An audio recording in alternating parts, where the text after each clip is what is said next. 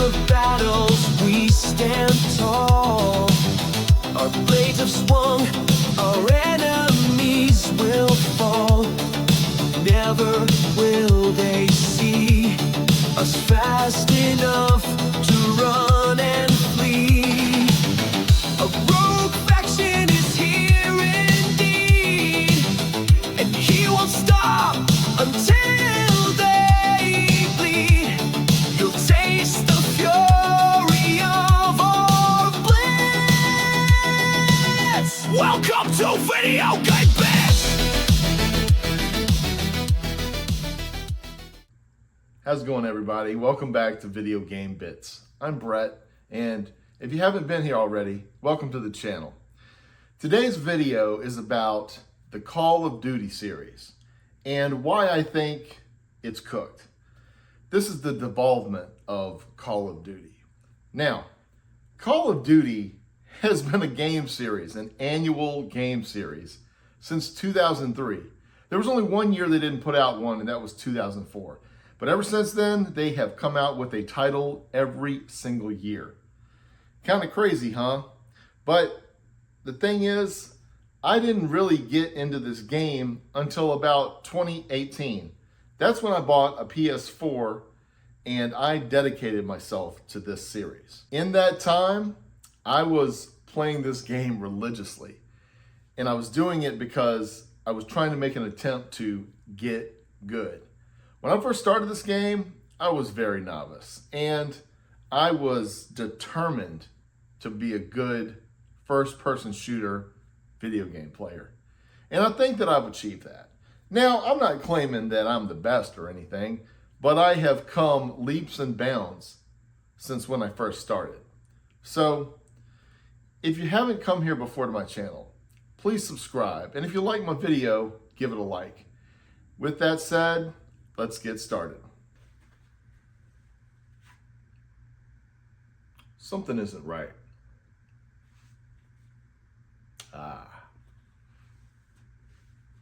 Now it could be a real COD, bro. Well, again, I never got into this series really hardcore until about 2018. But a brief history of some of the games that came out before I started playing are the first three Call of Duties. We got Call of Duty 1, 2, and 3. Now, all of these games take place in World War II times.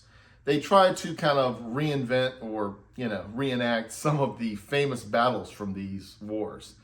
And at that time, Call of Duty was gritty. Now, back then, of course, the game did not look like it does today, but you didn't need the best graphics. You just needed a good story, a compelling story with action. And that's what they got, a gritty milsim. After the first three came Call of Duty 4. This is when they introduced Modern Warfare. And Modern Warfare is one of the series that still persists to this day and is very popular. When we got Modern Warfare 4, we were introduced to the following characters: Soap McTavish, Captain Price, and Gaz, among others. And some of the bad guys: Zakhaev, Al-Assad, Nikolai, and Makarov. Now, to my Call of Duty purists, if I mispronounced any of those names, I do apologize, but some of them are foreign names and they're a little bit hard to pronounce. Now, Modern Warfare took a take on warfare from modern times with modern weapons, and everybody loved it. But after that, in 2010, they came out with the game Black Ops. Black Ops introduced us to a few characters that still persist to this day. That being Alex Mason, Jason Hudson, and Victor Reznov. And one of the most popular things that Black Ops established was the Zombies mode. And that has its own lore as well as the regular campaign. Now, my true entry point into the Call of Duty game series came in 2011. Before then, I was playing on a PlayStation, but I was playing things like Mortal Kombat, Madden Football, And I need a little bit more variety, you know? My wife's first cousin, one day near my birthday, he came over to my house, knocked on the door. He had a little birthday present for me. He said, "Hey man, I know about all the games that you play and I want you to try this one. I think you're really gonna like it." And he gave me Modern Warfare 3, of course for the PS3. And I took that game and I played it as hard as I could. At this point, I was a complete newbie, okay? You know the phrase send noobs? That was me back then. Send the noobs in so we can kill them. And I jumped on the game, I played the campaign, which I really enjoyed. But I remember I got like through 3 or 4 of the big missions and suddenly I got to a part that I just couldn't pass. I tried it, I got frustrated and I gave up on it. But I did play the multiplayer. I cut my teeth in multiplayer on Modern Warfare 3. That's when I got in here for the first time and started playing people online. Now back then was still kind of considered the Wild West of Call of Duty, because back then there was no skill-based matchmaking. It was just you versus whoever. So you could be the worst player playing the best player. Now, I'm glad there's some moderation nowadays, but that's a whole nother thing, and we'll talk about that a little bit later in the video. That's where I had some of my first introductions to some cool multiplayer maps. And back then, the campaigns really did do a good job of carrying over some maps to the multiplayer. Nowadays, you get some of them that had to do with the campaign you were playing, but not so much. And a lot of them are just remastered maps, which is fine, but sometimes it just kind of feels like copy and paste a little bit with some new graphics. When it comes to me and my generation, we are console gamers, and we, for the most part, were single player or couch co-op game players. So I came out of an era where online play wasn't the mainstream thing. So it kind of took a while for people like me to kind of get into online multiplayer. But when I did, of course, there was people who were already online and really good, and there was no moderation. Even games like Mortal Kombat, I remember if you weren't good in that and you tried to play somebody online, you couldn't even get a hit off. And in Call of Duty, sometimes as soon as you get spawned, you get shot in the head too. So it's not a very nice way to get introduced to the game. That's why things had to change in the future. But this was the first time I got to interact with people online, randoms online, talk to people. And I remember I got this little earpiece, this little camouflage earpiece for my PS3. It was interesting, but it wasn't very loud. So, it wasn't like headphones. And back in the day, not everybody was playing online, at least not from my generation. And it really depended on how good your internet was anyways to have online gaming. It definitely takes some strong internet to do anything. I remember even playing some Madden back in the day with some friends on my PS3. And I remember that it did well for the most part, but then there was like this little delay, and like that can screw up your kick or your throw or something, and it could ruin the whole game for you. That was my first experience with online gaming. Sometimes I think that maybe I was kind of born too early to get into the online gaming, because by the time I had gotten married and had a kid, that's when this stuff started getting popular. And at that time, I was taking care of 1 or more little kids, and I couldn't get into the online gaming. And I'd kind of matured up, so I wasn't doing all that trash talking online like they were back then. And maybe if I think a little bit harder about it, everybody has seen this famous little lobby here where these guys are just going off talking trash to each other, Maybe I did miss it for the better, because it was pretty toxic. Now, after Modern Warfare 3, I didn't play the game series again for a while. Now, I don't really know why I fell off. Maybe it's because I didn't do well in the campaign, or maybe even the multiplayer. But I do remember having fun playing the game, so It's a mystery lost to time at this point. But I kind of vicariously played it through my kids, who at the time got into Call of Duty Ghosts, Advanced Warfare, and then eventually World War II. Now, in 2018, I decided as an adult who has loved games his whole life to get back into them and be serious about them. Be a competitive player. Get good. And that's exactly what I did. I bought a PlayStation 4 and I bought some really good titles. And the first thing I did was I got Call of Duty Black Ops 4. That particular game didn't have a campaign, but I had kind of been out of Call of Duty for a while, so I didn't really know that the campaign was always a thing they had in the game. Like I said, I was only familiar with that one particular game. And I got back in, and man, I was rusty. I was really rusty. I tried my best, but it was a difficult game for me. When I bought Black Ops 4, I was introduced to some maps for the first time. Now, some of these maps were maps that had taken place in previous Black Ops games, but they were new to me. And those maps were Hacienda, Jungle, Summit, and Militia. These were definitely my favorite ones. When I got back into it, I was able to play with some family, some friends, and we had a good time. And we had a lot of time to dedicate to it at that point. My kids were growing up a little bit. My nephews were available to do it. And one of my nephew's friends played with us too. So it was a good time. But I didn't really get good at the game until the very next year when they came out with Modern Warfare, the reboot, 2019. Now, this was an awesome, awesome game to me. I loved it. I really got into it.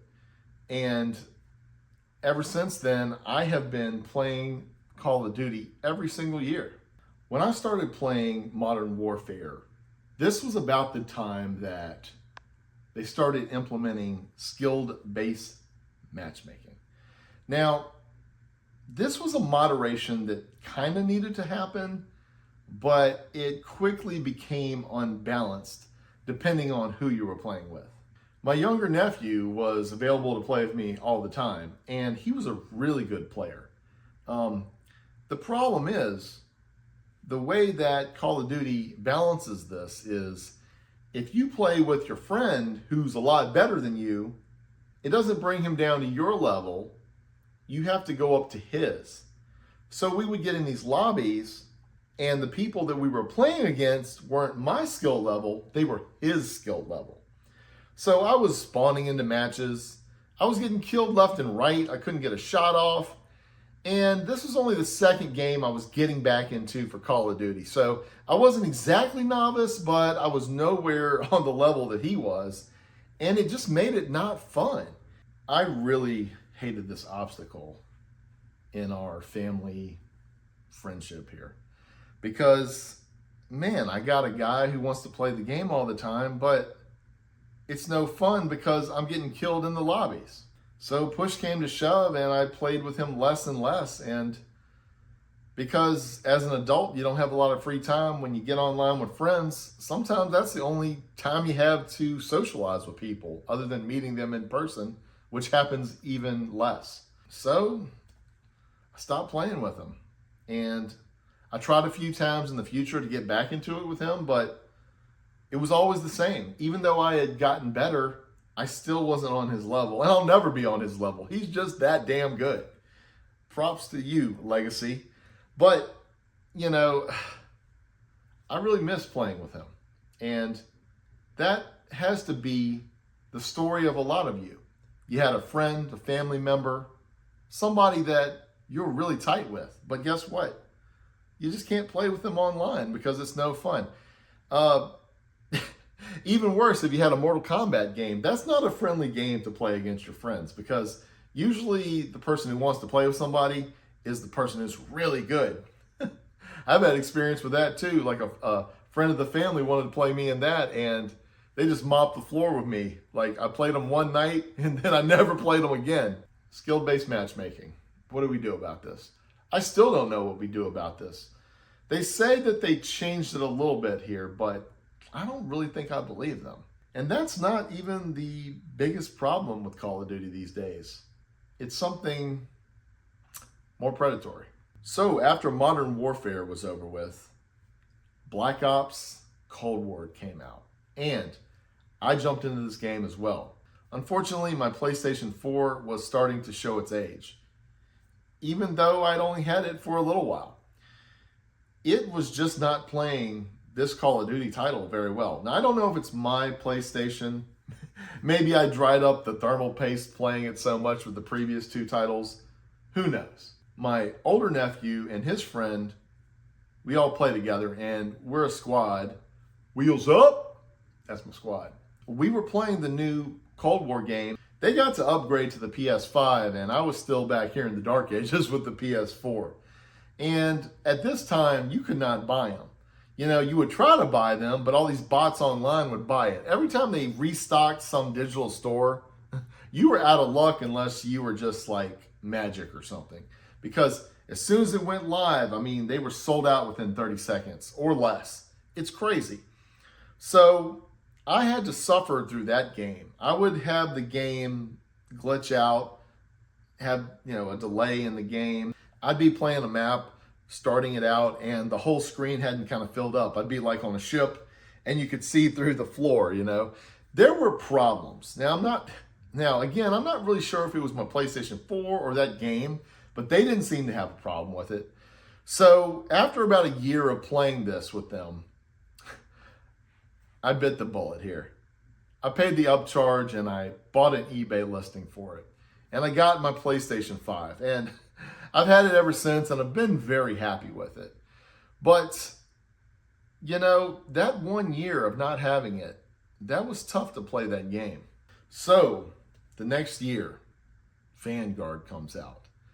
And I was really excited to play this game. I know it's not a lot of people's favorite game for whatever reason, but I thought it was a cool game. In fact, I grinded hard in that game for weapon skins, all sorts of stuff. I did all the little challenges. I was really on board with this stuff.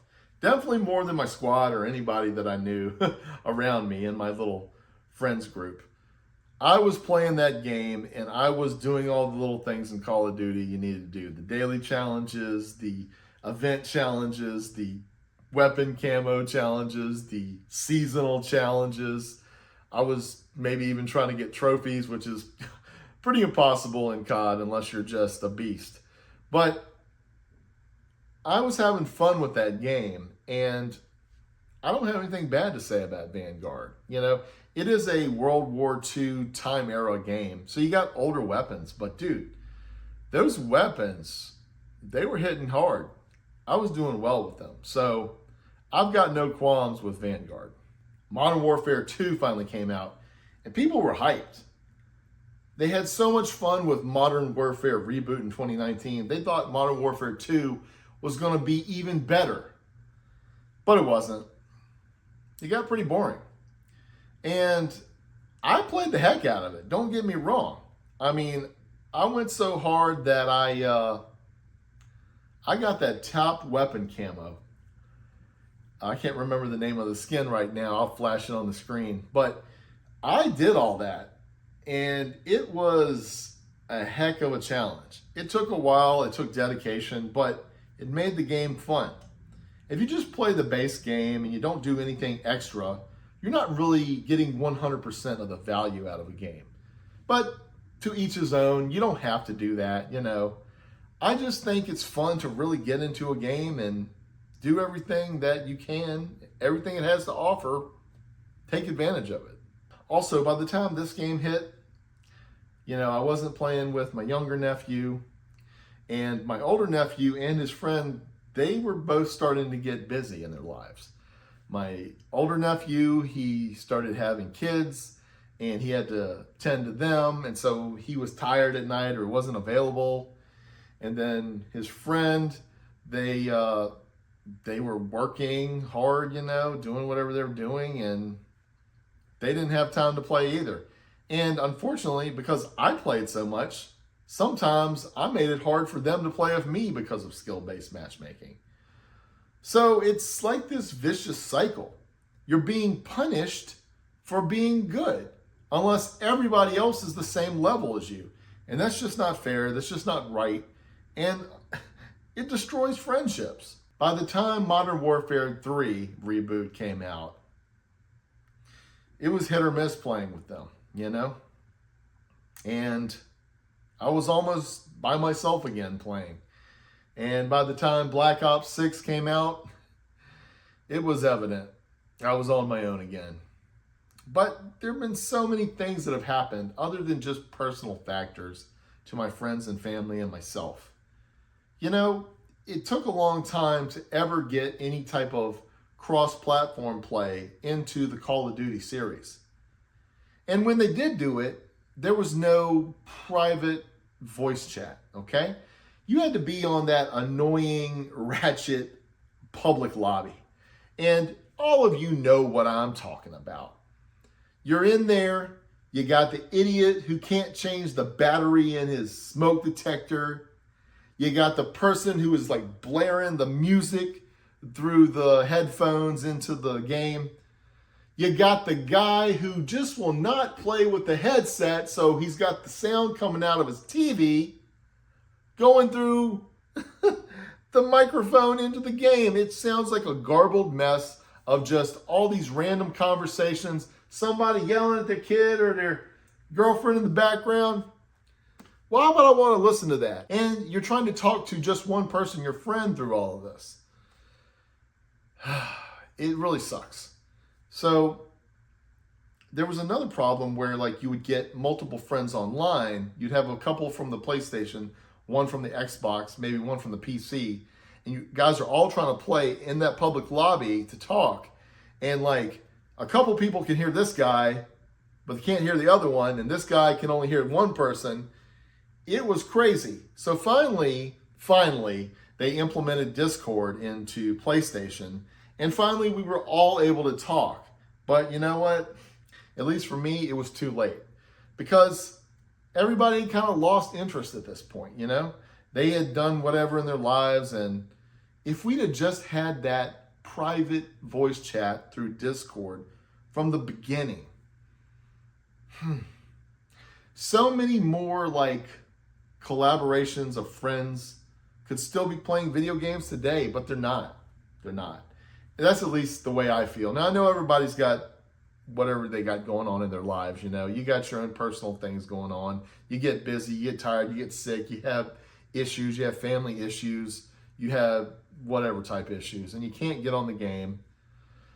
But if we'd have just had that one option to talk to each other privately, man, maybe I would still have all my friends to play with today. They'd be more motivated to play. But it is what it is. Now, I know I've told you all these issues with Call of Duty along the way here, but I think one of the main reasons is just burnout. This is the same thing every year. They promise it's going to be better.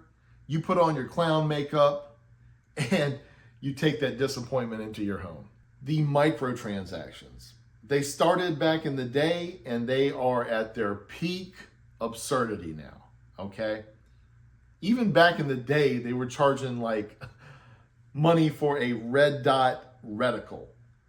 A tiny red dot, they charged $1 for that. And now they're charging like $20 for bundles of crazy skins, okay? They don't make sense for the type of game it is. You're playing a game where you're trying to be stealthy and you're running down the map wearing like an orange outfit or a yellow outfit or a pink outfit. Why?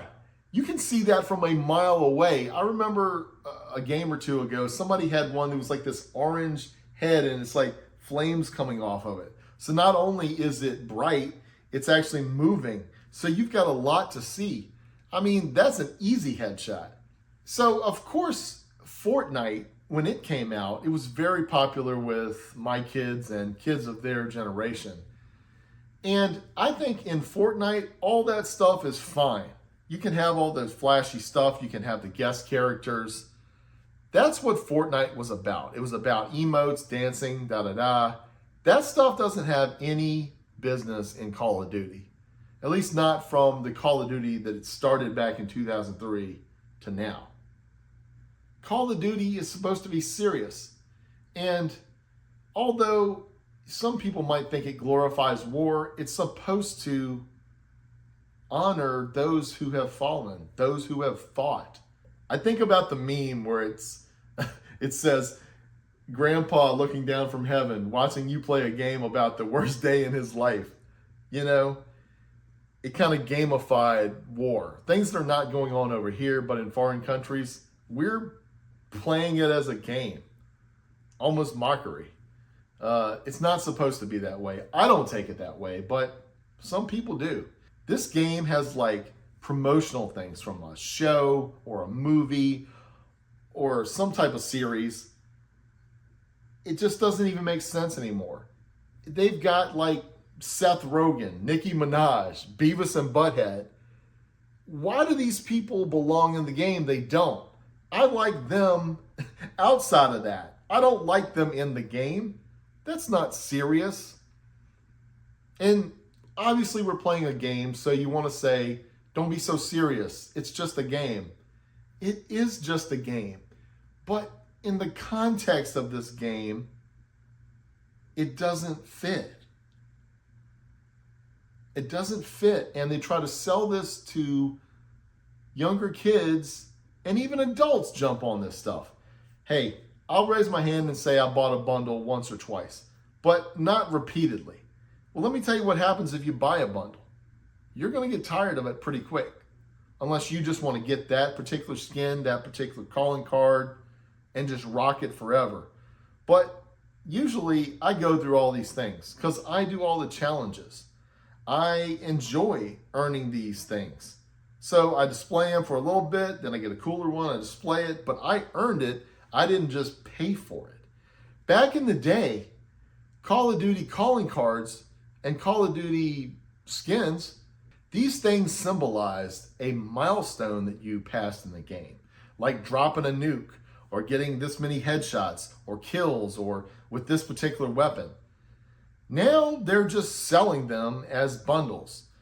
You know, I'm not saying they're doing pay to play with weapons, because most of the time when you get a weapon, it's just some type of aesthetic, okay? It's a different color, it's flashing, the bullets are like glowing, whatever. There's some depth effect. All that stuff really doesn't belong in the game. And for a second, you can get fooled. Hey, I'll say this. When the Squid Game series came out on Netflix, they had a promotional thing, and I actually got the front man. Now, I thought it'd be cool. It was an all-black outfit, and I thought that would be good, but it probably is, but I was bored with it pretty quickly, you know? There's nothing about it that was cool past just the first week of having it. So, Call of Duty, skill-based matchmaking, taking forever to implement cross-platform, taking forever to implement Discord, predatory microtransactions, boring, shorter campaigns nowadays, and just lack of innovation. They got a lot of money to make up. Microsoft bought Activision for like $69 billion a few years ago. They always acquire things, but can they really fix them? That's the question to me. And so far, it's just been more of the same. I thought maybe Microsoft will fix it, but no. It's still the same game. And now we've got a competitor. Battlefield 6. Will I buy it? I don't know. Maybe. The older I get, the more I work, I have less time to do things. I have less energy to do things. So who knows? Maybe I'll purchase another Call of Duty in the future. Maybe not. Maybe I'll get Battlefield 6, and Battlefield 6 will change my mind about first-person shooters. How do you feel about Call of Duty? Comment below.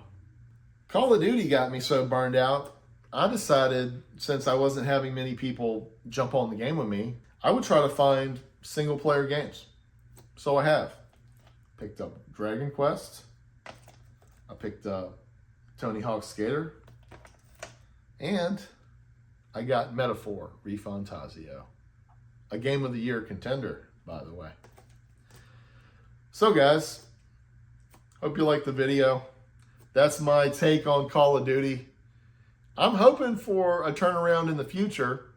I do like the game, and I still jump on from time to time, but I fell off. I started playing Monster Hunter Wilds, and now I'm playing these games. Because life is too short to just dedicate yourself to one game. There's so many hundreds of games out there. Thousands, really. New, old, in between. Don't just pigeonhole yourself into one game series. Have fun with it all. But mainly, have fun.